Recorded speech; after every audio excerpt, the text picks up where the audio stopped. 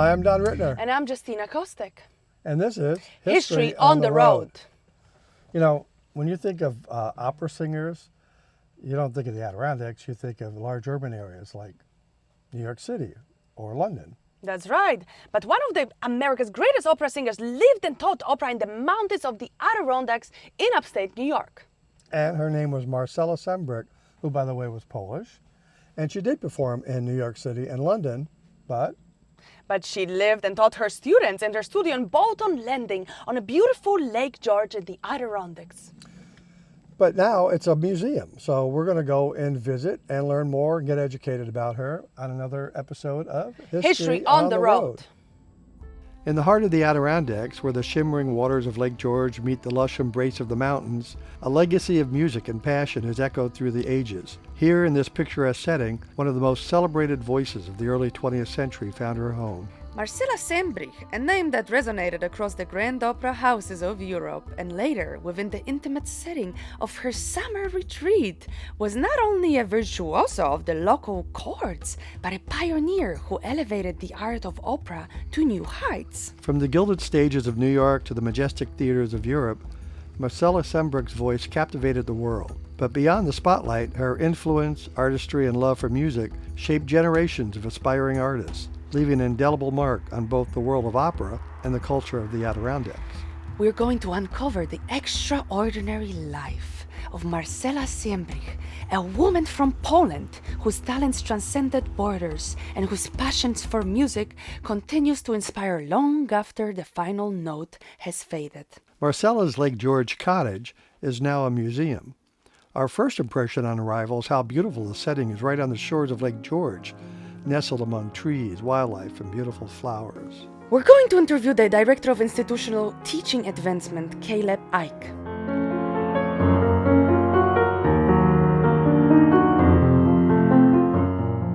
So Caleb, who was Marcella Sembrich and why was she important? Oh gosh, that's such a broad question. So Marcella Sembrich was a Polish opera singer. She was her name is not actually Marcella Sembrich. Her actual name is Prahed Marcelin Kochanska, and she was born in Galicia, Poland. At the time of her birth, Poland technically did not exist as its own country, but she was part of the people of Poland, and her heart always remained with the Polish people, and she identified as Polish. So she was born in 1858, and very scant means she was born in the countryside. Actually today where she was born is in modern day Ukraine. And she, again, scant means her father was a multi-instrumentalist and church musician, so he played the organ for their local parish. And he gave her her first lessons on piano and violin when she was a child, around the age of 4 and 5. And then from there, it was recognized that she had this great musical promise. So she would meticulously copy scores, for quartets. Her family would play as a quartet, her brother, her mother, her father, and she would play piano trios. They would play quartets, and she would copy them down by candlelight. And that's later in her life, she would say that was why she had bad eyesight in her older years. Was because of her meticulous work copying those scores by candlelight. So her community realized that she had this great promise, and they worked, particularly an old patron in the town, helped raise money to send her to the conservatory in Lemberg, which today is Lviv. And she studied there with a pianist named Wilhelm Stengel. That name will come in later, so just remember that one. She studied for about 5-6 years there, and then in 1875-76, moved on to Vienna. When she was in Vienna, it is rumored that she studied with Franz Liszt, or she auditioned for Franz Liszt, the famous pianist. And when she did, she played piano, and then she played violin. Up to this point, she had never studied singing formally. So she's now about 17 years old, 1875, 1876, she's about 17. And he says, well, what else can you do? So she had enjoyed going to the Vienna Opera. Adelina Patti was the reigning soprano of the time. Sembrich said it was the most beautiful woman's voice she had ever heard. So she had heard Patti at the Vienna State Opera, and she decided, okay, I guess I'll sing. So she sang for Liszt, and following her performance, Franz Liszt said to her, my dear, you have 3 pairs of wings on which to fly to fame, the voice, the violin, and the piano, but please sing for the world, for you have the voice of an angel. So at the behest of Franz Liszt, she decided to study voice. So while in Vienna, she studied with a bass from the Vienna State Opera, Viktor Rokitansky. And she really had a meteoric rise to prominence from there. So she studied only for about a year, and then she was offered a contract with the Vienna State Opera, which is one of the great opera houses of Europe. However, she did not take it. Her mentor from Lviv, Wilhelm Stengel, advised her that she should not take it. He said, I will arrange for you to study with Lamperti. Now this is Giovanni Battista Lamperti in Milan, in Italy. And he said, after a course of study with Lamperti, you will be able to name your price to any opera house in Europe. So she did. He arranged for her to go to Milan with her mother as her chaperone, and Sembrich and her mother lived in Milan for about a year when she studied with Lamperti. Now Lamperti's father was also another famous voice teacher known as Lamperti, who she would study with later. But later in life, Giovanni Battista Lamperti actually dedicated his whole treatise on singing to Marcella Sembrich, his greatest student. So while in Milan, she studied. It was decided that her voice was a coloratura soprano, which is a high, light, very flexible soprano. So think Mozart, think Queen of the Night in Mozart, roles like that. Zerlina and Don Giovanni, Donna Anna, like those very light, nice roles. From there, started taking auditions. So she studied roles with Lamperti, really prepared herself for an opera career to get herself out on the scene. And then she was offered a contract in Athens. Right before she went to Athens, she actually married Wilhelm Stengel. Mm-hmm. So her original mentor and piano teacher from Lviv is now not only was he her mentor and manager, now he is her husband. They were married for the remainder of his life. He passed away in 1917. So they had a very long marriage. And it's counter to many other opera singers of the time who were setting headlines in the newspapers on fire with fourth marriage of this person or this person seen with this person. None of that happened in Sembrich's life. They had a very, very happy and content marriage. So Sembrich premiered in Athens in 1877, and she was Elvira in I Puritani, which is an opera by Bellini. And from there, the crowds just loved her. She had a very successful season. She did several other roles, including Lucia di Lammermoor, and di Chamonix, a lot of Donizetti, a lot of Bellini. Those beautiful bel canto roles, so the old Italian school of singing, very beautiful. So that's what bel canto means, is beautiful singing. So she specialized in that old Italian method.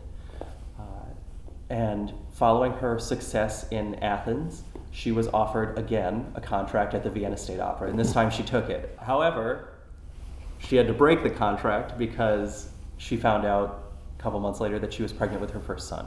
Mm-hmm. So her first son was actually shared a birthday with her. So in 1878, her son Wilhelm Marcel Stengel was born, named after his father. He's not a junior because their middle name is different, but you had Wilhelm was his father, and he was known as Willie. So now Sembrich, a new mother, she's starting to look for opportunities. I forgot to mention, when she premiered in Athens, she still was not Marcella Sembrich. So she took on her middle name, Marcella, was her first name on stage when she premiered, and then her last name, because she was in an Italian opera and in an Italian realm, her last name was Bosio. She premiered as Marcella Bosio. But going back to Vienna, so after she has her son, she's now looking for work. She's really looking for that breakout opportunity for herself, and she finds it in Dresden. So she gets a contract with the Dresden State Opera, where she goes to and premieres as Lucia di Lammermoor, one of her signature roles throughout her career. instant success in Dresden. That's where we get Marcella Sembrich. So Sembrich was her mother's maiden name. She was singing in a German realm. It was her Germanic last name. So that's where we get Sembrich, and because her fame was launched there, that name kind of just stuck. So that's where we actually get the birth of the name Marcella Sembrich, was in Dresden.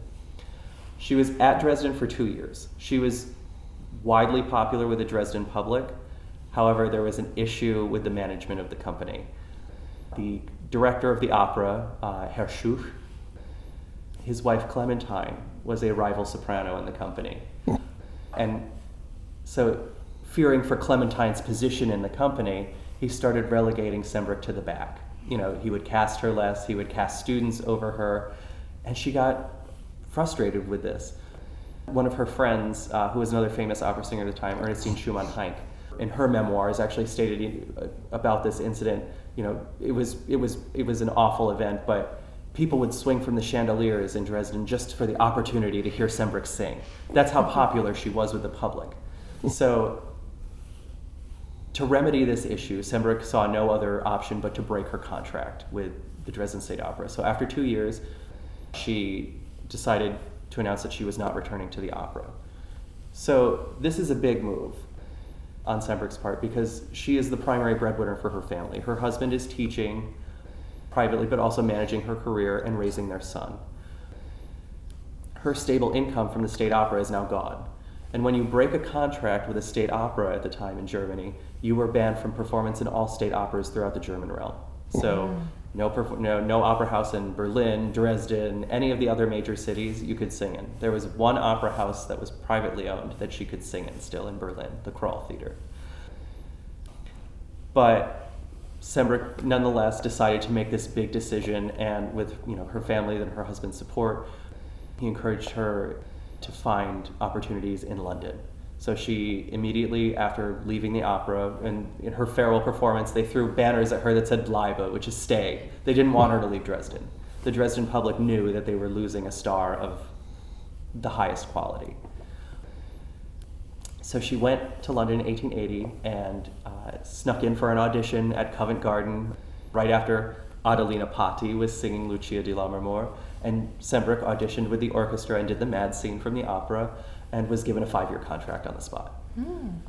So this is the launch of her international opera career, like her meteoric rise to fame. So now she is now a leading singer alongside Adelina Patti, Malibran, many of these other sopranos who are the leading sopranos of the day. Sembrich is launched right up beside them at the beginning of her career. So we're talking, so this is 1880, she's 22 years old.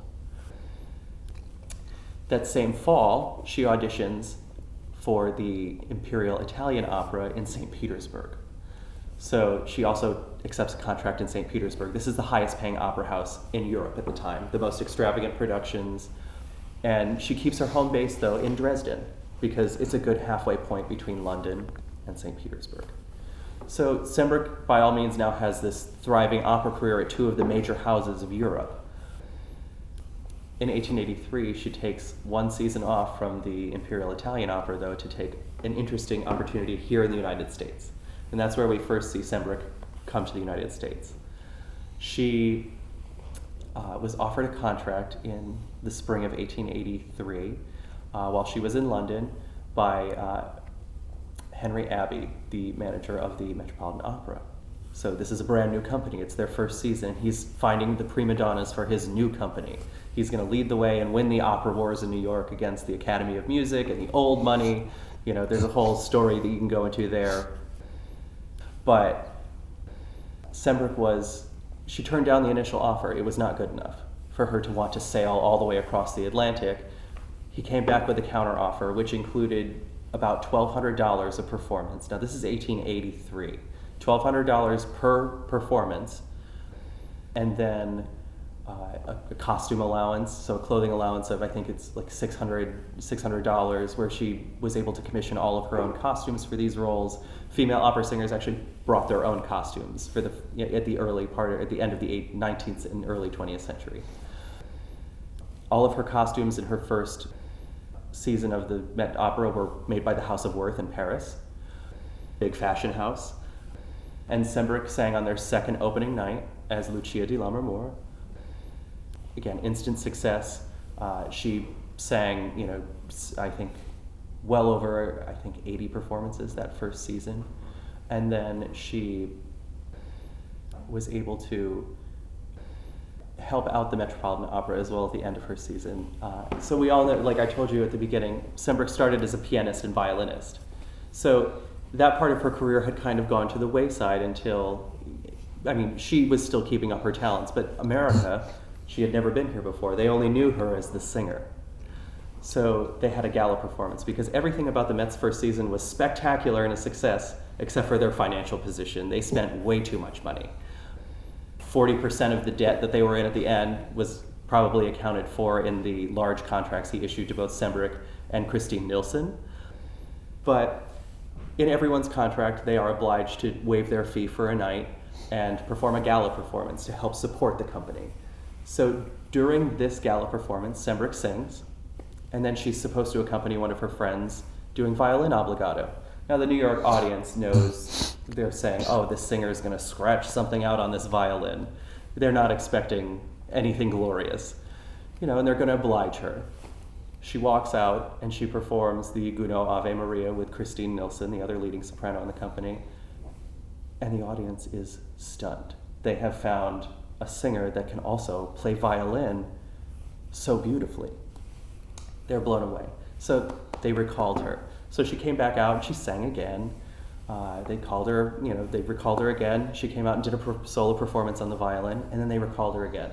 She had them wheel out a piano and she played a Chopin etude. So she really just blew the Metropolitan Opera audience out of the house. Like, they could not believe that they had found a singer that was also such a complete musician and multi-instrumentalist. And that was the beginning of Sembrich's fame in the United States. However, she did not come back after that season for 15 years. The Met turned more towards Wagnerian repertoire, heavier repertoire, as opposed to the bel canto repertoire that she was trained in. So she returned to Europe, sang in basically every major house, not in Germany, throughout Europe. She was the Empresa del Teatro Real, so the Teatro Real in Madrid, Barcelona, Portugal. She sang in Milan, she sang in, Paris, she sang in London, St. Petersburg, Warsaw, so many other cities, Breslau. She was just traveling across the continent, conquering every stage that she comes across. We're going to fast forward a little bit, 15 years. In 1878, she actually makes the decision not to return to the Imperial Italian Opera in St. Petersburg, which has now been her home company for the last 15 years. Reasons are unknown why. Maybe she just wanted a change in her career, but she decides to come back to the United States. Henry Abbey, the manager of the Met, has died, and there is no Met opera season from 77 to 78 or 78 to 79. I can't remember which one it is. I'd have to look at his exact death date to know. But needless to say, when she returned, there was no opera season. So she and an American singer, David Bispham, kind of went on a tour together and filled in that gap, doing concerts or semi-stage performances of certain opera scenes. And she reintroduced herself to the public. And then the next season, she was back with the Metropolitan Opera. So from 1898 until 1909, Sembrich is now the Queen of the Metropolitan Opera, or the First Lady of Opera. She had so many monikers at the time, but the American public loved her. She was their opera singer, Madame Sembrich. It was a household name. So that first decade of the 20th century is so important in her career because she has like this three-pronged career. She is, again, the Queen of the Metropolitan Opera at this time, singing more debut roles. So she sang a role for the first time, like she was the first Queen of the Night in Magic Flute. She was the first, there's so many. But she sang the first, she debuted more roles of the company than any other singer in its history. So she is effectively, one of the most famous opera singers at the Met. She is Enrico Caruso, the tenor's stage partner during his debut, and then for the years until her retirement in 1909. They were seen in Bohème together when Puccini himself actually wrote a letter to Marcella Sembrich after hearing the performance saying, it's "Voi siete la Mimi," you are the Mimi. So Puccini himself gave his stamp of approval to Sembrich. Many other composers, Brahms, Rachmaninoff, all of these famous composers loved Sembrich as well.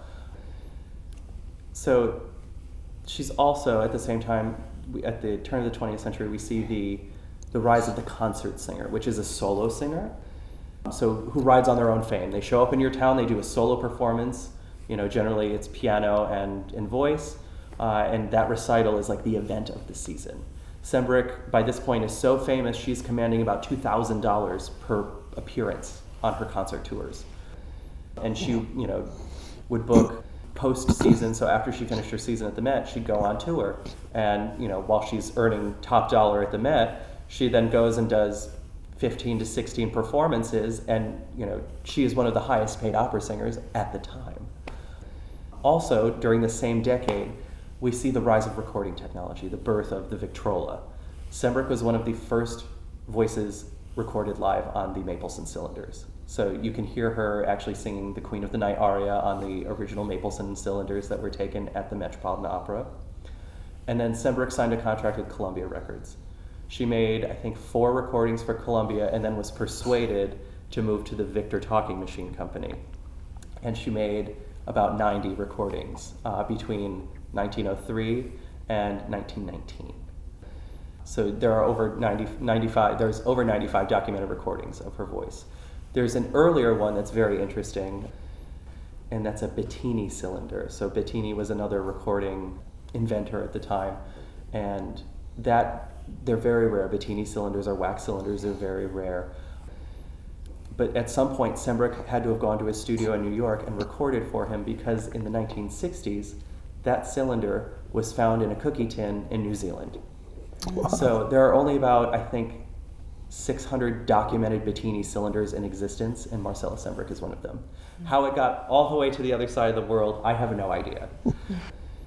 But so that first decade is her, I like to call it her 3-pronged career. She's a concert singer, she's a solo artist, she is the Queen of the Met, and she is a recording artist.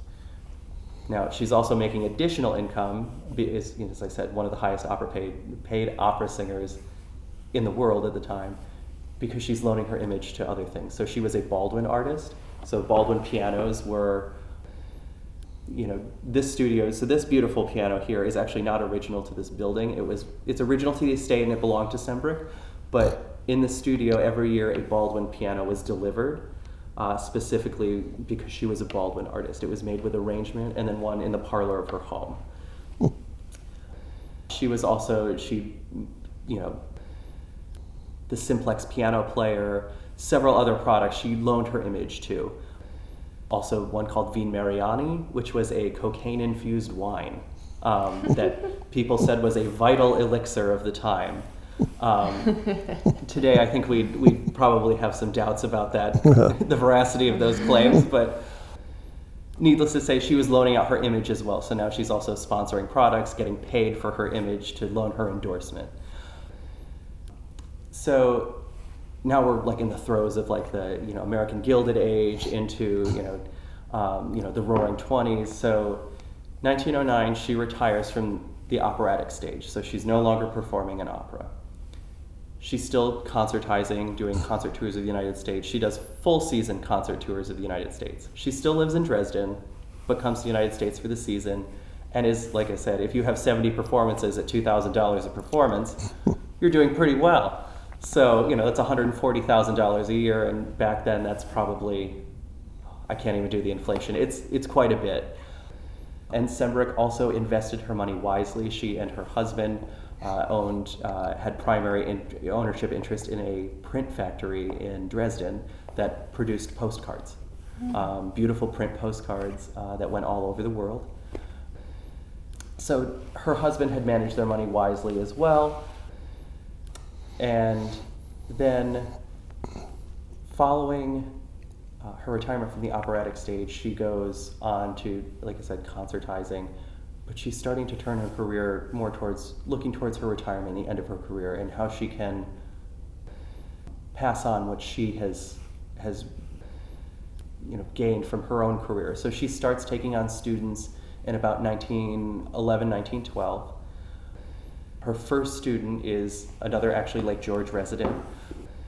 Her name was Alma Gluck, was considered her first student. She was the wife of Ephraim Zimbalist Sr.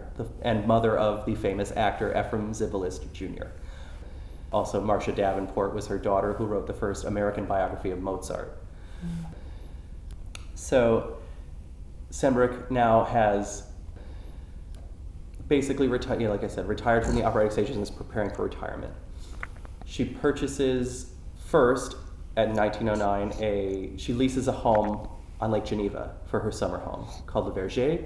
Paderewski is one of her famous neighbors.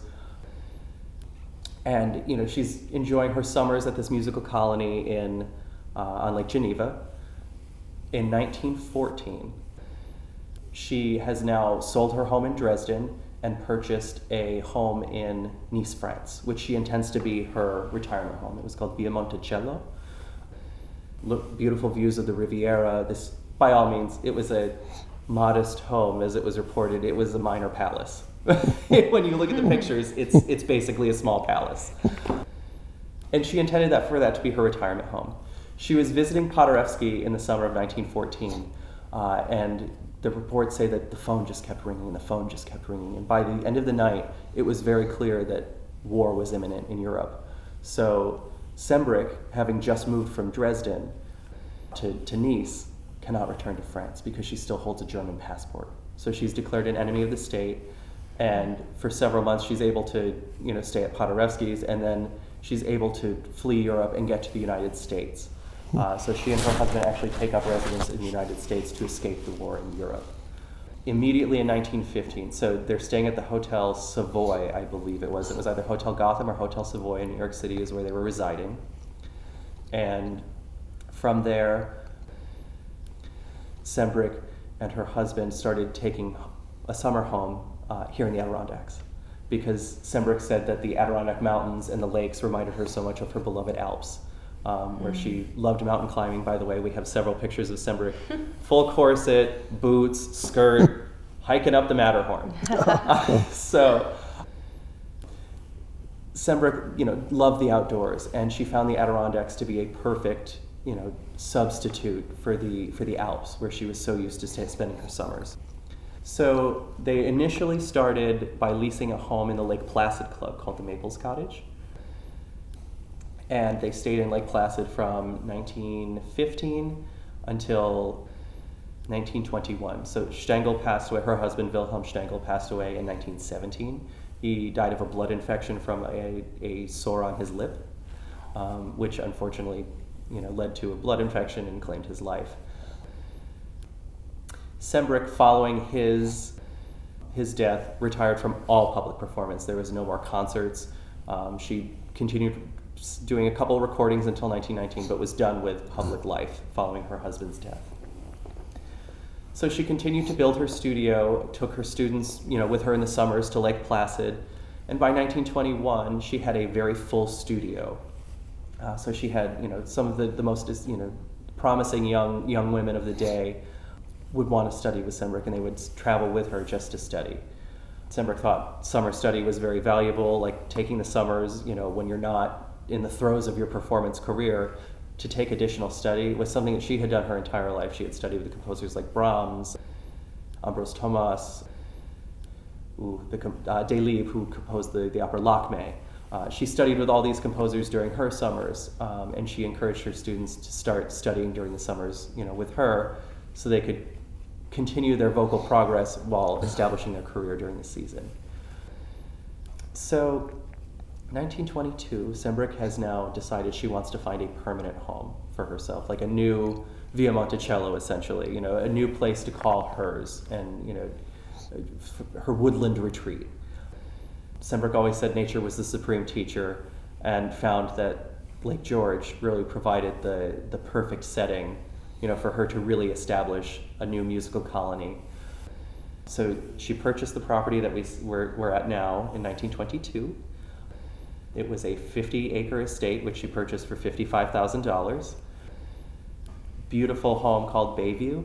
The building we're sitting in now was constructed in 1924 as her teaching studio. So the building we're sitting in was just exclusively for the training of voices. So there used to be some glass doors at the front of this building that actually opened onto the lake.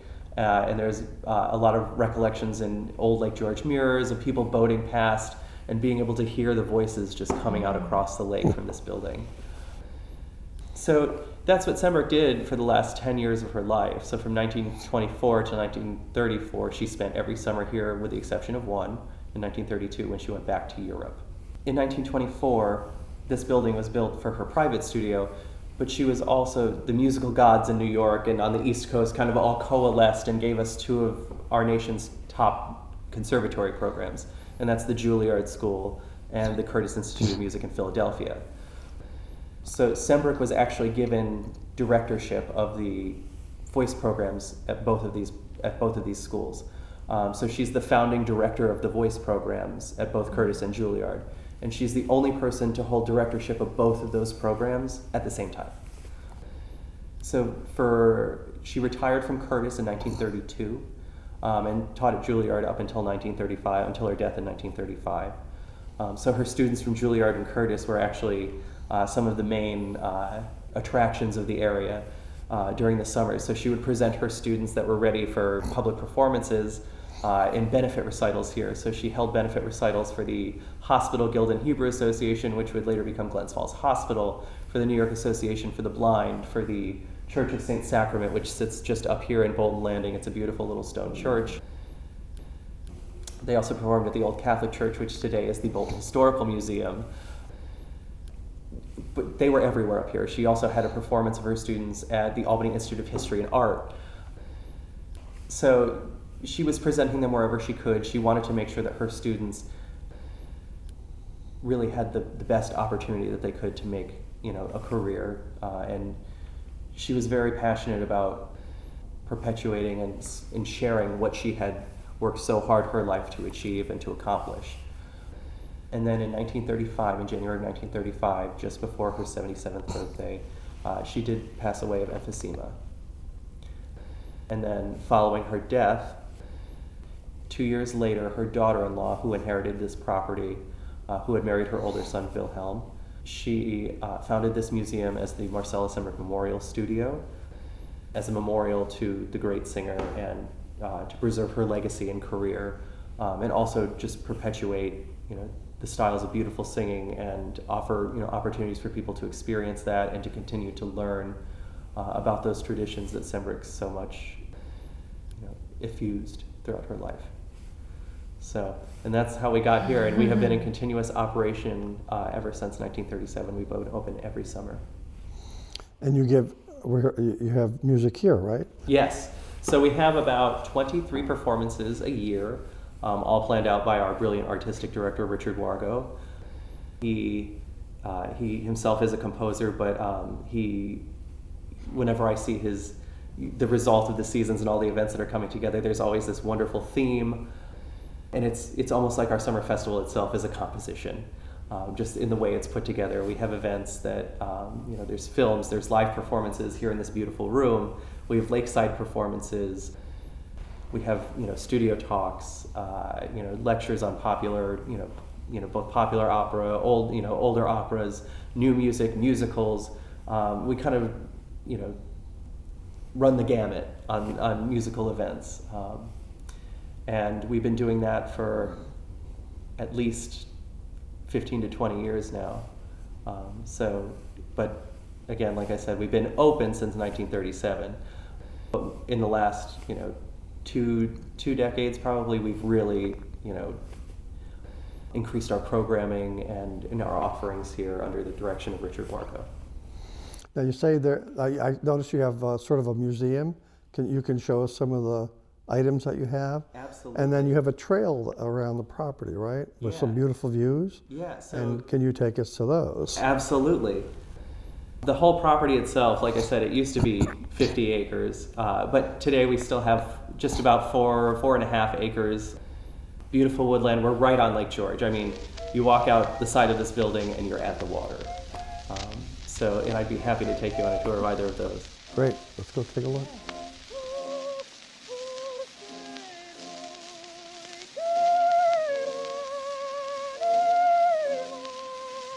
This is actually a painting she commissioned of the home that she grew up in. This was the cottage that her father built that she grew up in. Of course, sketches that were commissioned later after her life of this is the Lemberg Conservatory. This is the dance conservatory where she played for classes to fund her education. One of my favorite stories is that she didn't have fancy clothes. She didn't have enough money for fancy clothes, so she wrote in letters to her family and to one of her friends that she would save up some of her extra coins to buy flowers, and she'd weave them into the hems of her dress and into her hair to make herself look fancier. Athens, where she premiered. This is her first son, Wilhelm, when he was born. These are the Bleibe banners, the don't go, stay, from Dresden when she left. This is the original Metropolitan Opera House. So the one we know today was not the one she sang at. This is at 39th and Broadway. It no longer stands today, but this is the inside of that house at the time. It was one of the largest halls Sembrich had ever sung in. So the second opening night, this was not full when she sang. She said, I've never sung to such an empty hall, but the thing is, even half full, that hall was still carrying more people than a traditional house in Europe. We have this lovely quote about her gala performance. Madame Sembrich was the feature of the evening. She shone like a meteor in a galaxy of stars. She played the violin like a virtuoso and the piano as if she had done nothing else all of her life, which is absolutely true. She had. Well, they hit the nail on the head. She was all three. They just didn't know it. So I have dozens of these from her career. These are presentation banners given to her whenever she was the featured artist in a season, generally after the last run of the performance or at the end of the season. They would present their leading singers with these wonderful banners and prizes. This one here, the silver wreath, is from the students of the Geologic Institute of St. Petersburg, which was founded the same year. So she had did a benefit concert to help raise money for the students in St. Petersburg, and that's where they presented her this silver wreath at the end of the season. There's a medal in here from Oscar of Sweden from one of her concert tours. There is I forget the name of this medal, but it's from the ambassador of Poland for her efforts on behalf of Poland. A medal from the National Institute of Social Sciences here in the United States. King Albert of Saxony, who she actually lived kitty-cornered to in Dresden. He was her neighbor. She was in the San Francisco earthquake. The Metropolitan Opera was in San Francisco when the earthquake hit. So basically all of the instrumentalists in the orchestra lost their instruments. And upon their return to New York, the company was basically like, well, that's too bad. So Sembrich took it upon herself. She wrote this lovely little letter that's next to that frame that says, basically invites all of the society people to a concert at Carnegie Hall, and to benefit the members of the orchestra who lost their instruments in the devastation in San Francisco. That concert, she raised over $10,000 to help replace the instruments, and then she also took it upon herself to distribute that money to those in the orchestra who showed need of it. Not just people, if they could afford to replace their instrument, right, they didn't get help. So she made sure to really help those who could not afford to replace what is basically their entire livelihood. If you make your money playing cello and you no longer have a cello, you're destitute, basically. So your means of income is now gone. This is Sembrich and Caruso in Bohème. And then we have the letter from Puccini himself here that says, Voi siete la Mimi. Sembrich was the first solo artist to perform at Symphony Hall in Boston when it opened in 1900. 1901? 1900. Cannot remember. Local connection here. This is Troy Savings Bank Music Hall, the Chromatic Club. She played at Troy. Yes, twice. That's where I'm from. So 1903, she sold out Music Hall. Now you could trade in your tickets to everything else that was at the YMCA Hall for one ticket to the Sembrich recital at Savings Bank Hall. The Chromatic Club series is actually still in existence today, so the Troy Chromatic Concerts still exists. It's part of the Savings Bank Music Hall. This is the program. So Sembrich was unique in her concert career in that she was one of the first people to do art song, like popularly. Recitals of opera singers were usually like their big arias from the operas or scenes. Of course, she did one from Traviata, but she did all of these older pieces, like Air from Joshua, O Had I Jewel's Lyre, that's Handel. No one does that. Like The Lass with a Delicate Air, like so these settings of folk songs. She actually published in 1917 a whole volume of folk songs. She believed that folk songs were the truest voice of the people. They were the truest representation of culture. And she performed, I think, in over 10 languages. And she was very committed to singing songs in their original languages. And that's why she encouraged like her student Ululani from Hawaii to sing the traditional songs of Hawaii on her recitals when she went to Europe. Because, who else can better show you a folk song than someone who actually is from the culture that those songs came from? Here we have our letters. This is like the wall of fame here. Basically, everyone that you want an autograph from is here. Mark Twain, Amy Beach, Rachmaninoff, Bruno Walter, Brahms. Yeah, Mark Twain's right here with his letter. Who doesn't love Mark Twain? The artist Chartrand is on there. So Chartrand is the one who famously painted Teddy Roosevelt, and Teddy Roosevelt hated the painting so much he put it in the darkest corner of the White House. You have Rubinstein, you have Caruso, you have, Mancinelli, this is Christine Nilsson, the other leading soprano of the time, Louise Homer, who lived across the bay, Puccini, the Dureschk brothers, Adelina Patti, the famous singer that Sembrich had heard at Vienna. Ernestine Schumann-Heink, who gave that wonderful recollection that people would swing from the chandeliers just to hear Sembrich. Sarah Bernhardt, when Sembrich was brought to the United States in 1883, she and Sarah Bernhardt had the same manager. Johann Strauss of the beautiful Blue Danube. Da, da, da, da, da, bum, bum. There's also Richard Strauss is over there somewhere. Where is he? I'm trying to find him. Is that him? Yep, Richard. So both Strausses are on there. Thomas Edison is right there.